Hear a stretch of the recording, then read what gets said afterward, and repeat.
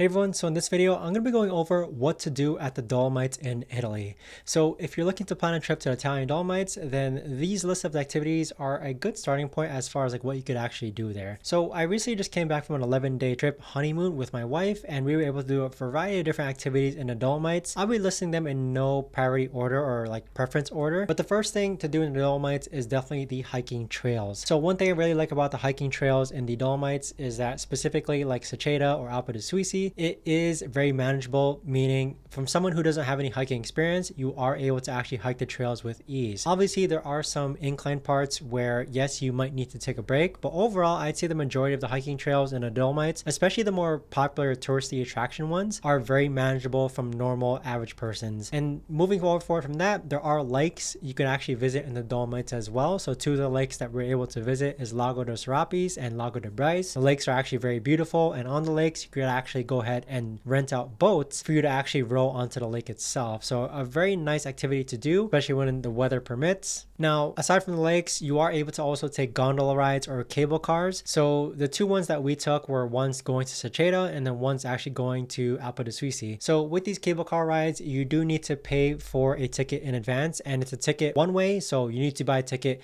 going up and then buy a ticket going down. So sometimes people only buy one-way tickets because they want to actually go ahead and buy a cable car ride up, but then they want to hike down, or vice versa. So with that, cable car rides are a really important feature of our activity to actually do in the Dolomites as well. Now, moving forward from that, if you do actually go ahead and ski or snowboard, you can visit the Dolomites between around December to I think around like March or April, which is when their skiing slash snowboarding season starts. So in the Dolomites, there's a lot of snowboarding ski lifts in which at the time in which I went, which was October, there wasn't a lot of ski lifts open. Their ski season normally doesn't start around until December is what I was told. So skiing or snowboarding, if you are into that, maybe go during the winter months to actually snowboard or ski throughout the Dolomites. Now, aside from just the hiking trails, there are villages and cities, or basically villages is what I would call them, to explore in the Dolomites. So we were able to explore Cortina, Lago de Brais, Val Gardena, Ortisai, all the popular touristy destination ones. And during October, September, in my opinion, it wasn't as crowded as like from what I hear in the June, July, or August summer months. So with these villages, you can actually explore the restaurants, you can just walk around, you could explore, read about their museums. And with that, those are other things to actually do in the Dolomites as well. More unique things to actually do in the Dolomites, you are able to go paragliding if the weather permits. You could actually go ahead and join photography tours if weather permits as well, meaning like it's a guided tour of different angles and places to actually take photos of the Dolomites, just because it's a really nice, beautiful place. There were some photography tours which we were actually saw while we were staying at hotels, and they seem to be really nice as far as like they would actually take photos together, they would travel together, and they would actually edit the photos together as well. But either way, there's a lot to do in the Dolomites. I'd say a lot of it really surrounds form related to